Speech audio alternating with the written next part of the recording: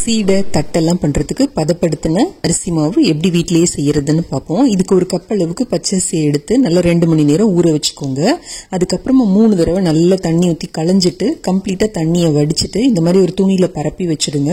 ஒரு 1/2 மணி நேரம் கழிச்சு இப்படி தொட்டு பார்த்தோம்னா கையில 4-5 அரிசி ஒட்டணும். அந்த அளவுக்கு ஈரம் இருக்கிறப்ப மிக்சியில போட்டு கொஞ்சம் கொஞ்சமா போட்டு இந்த மாதிரி நல்லா பொடி பண்ணி எடுத்துக்கோங்க. இந்த மாவு நமக்கு புட்டு, அதிரசம், கைமுறுக்கு, சக்கரை அதிரசம் எல்லாம் பண்றதுக்கு சரியா இருக்கும்.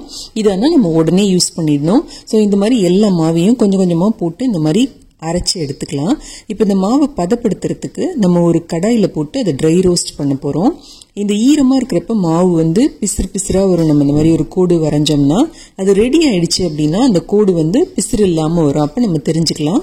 ஸோ இந்த மாவு நல்லா கூல் பண்ணிட்டு அதுக்கப்புறம் நல்லா சலிச்சிட்டு எடுத்து ஸ்டோர் பண்ணி வச்சுக்கிட்டோம்னா 3 மாசம் வரைக்கும் நல்லா இருக்கும். எல்லா பட்சணமும் இதை வச்சு செய்யலாம். சீடை செய்யறதுக்கு